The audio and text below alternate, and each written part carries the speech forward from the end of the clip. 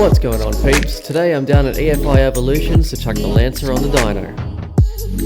EFI Evolutions is one of the most popular car customization workshops in Coffs Harbour, specialising in tuning and performance.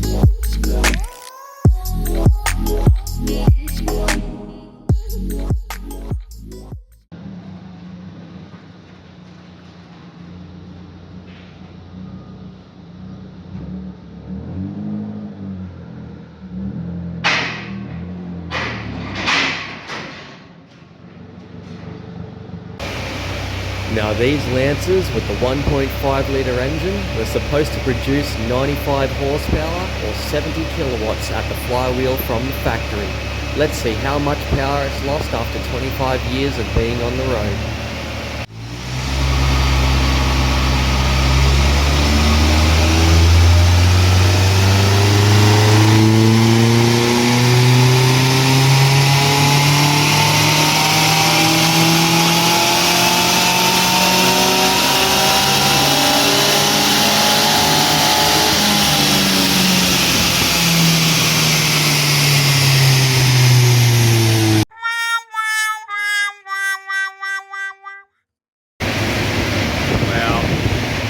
Virtually nothing.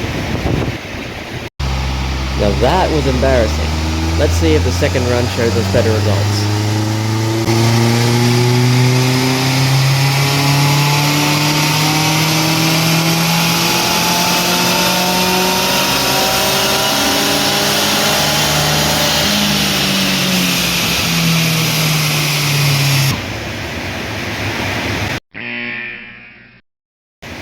Even worse than the first run. Looks like I got some work to do. So a couple of days after I got home from the dyno run, I decided to give the car a visual inspection. And after 25 years on the road, this thing has definitely had better days. As you can see, all over the engine there is oil and crud covering almost the entire thing, because there is oil leaks and this thing has not been cleaned in a very long time. One of the first things that stood out to me was the rocket cover gasket was leaking, so I guess that'll be the number one thing on my list to replace. Having a look around the engine as well, I noticed that the engine mount there was cracked, so that'll be number two on my list, I guess. Then moving on to the brake fluid reservoir and the clutch reservoir. They were not leaking, but they were full. The charcoal canister, the air filter, and the battery all seem like they're in fairly good nick, but we're going to check it out anyway.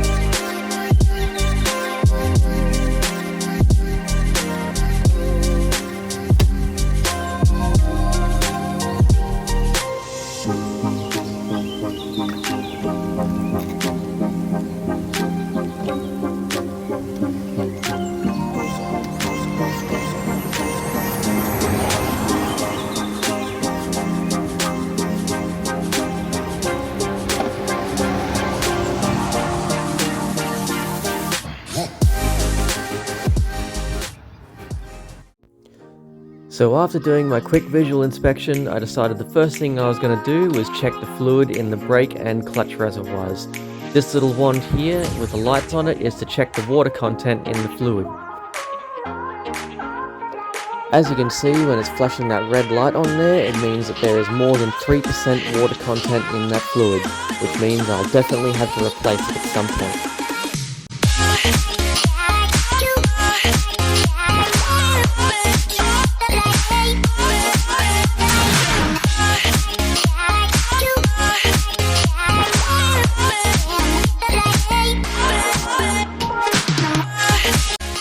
After checking the coolant reservoir bottle, I started checking the radiator hoses. I squeezed the line to make sure the system was holding pressure and there was no cracking inside the hoses.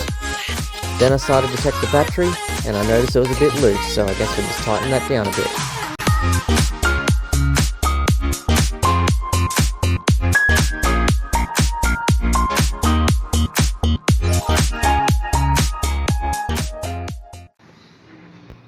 Next up, it was time to check the spark plugs and see what condition they were in.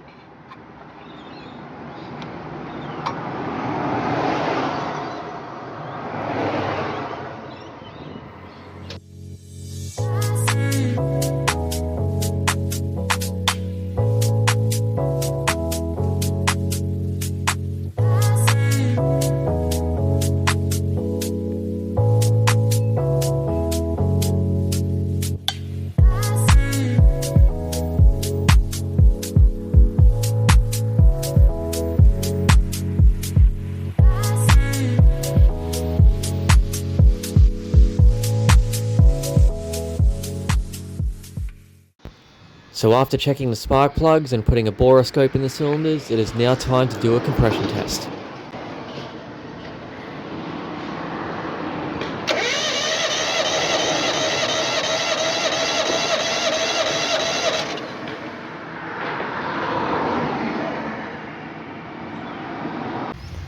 After checking the compression of all 4 cylinders, it actually turned out a lot better than I expected.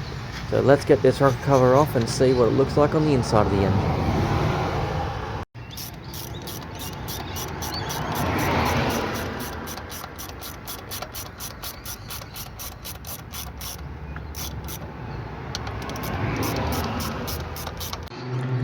Honestly, the inside of the engine looked pretty good. I was actually expecting a lot worse than this, considering these engines get neglected quite often.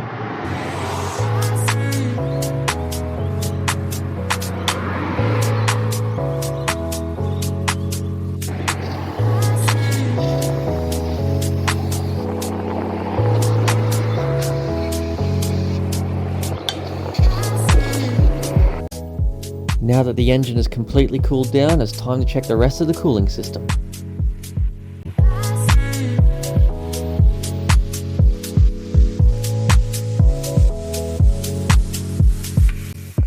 Right now I'm using a test strip in the coolant to check the concentration and the acid level. Right now I'm comparing the colours on the side of the bottle, and it looks like everything is within spec.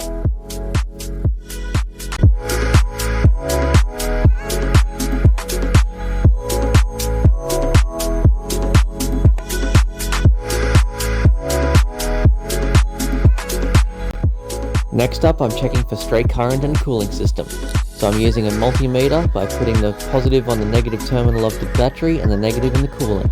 We're looking for less than 0.2 of a volt.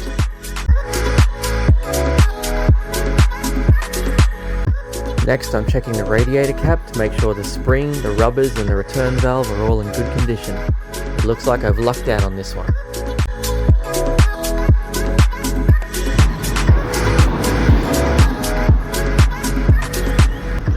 The next thing I decided to do is replace the fuel filter, so I got to work on pulling the bracket off. See how we go with that.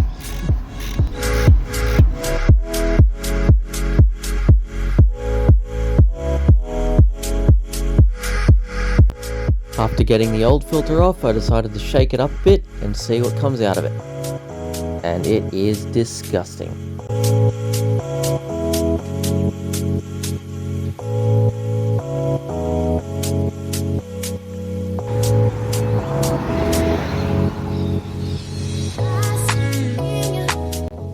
After replacing the fuel filter, it was time for the upper cylinder clean. So I started spraying the cleaning foam into the intake manifold and the cylinders to try and break down some of the carbon.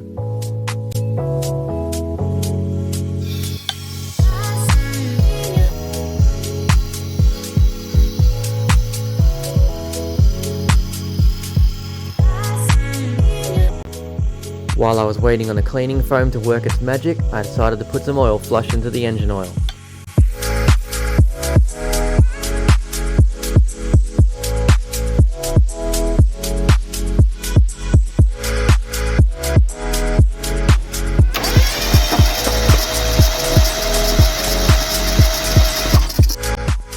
As I continued to wait for the foam to take effect, I decided to replace the rotor button and distributor cap.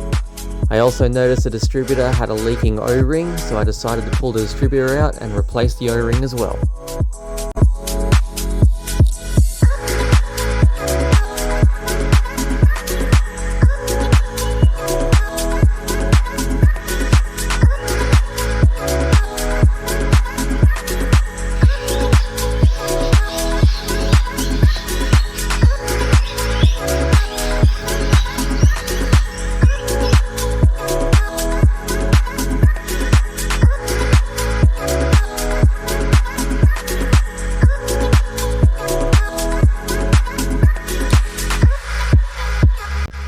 After replacing all the ignition components, I decided to let the engine run for 15 minutes and let the oil flush work its magic.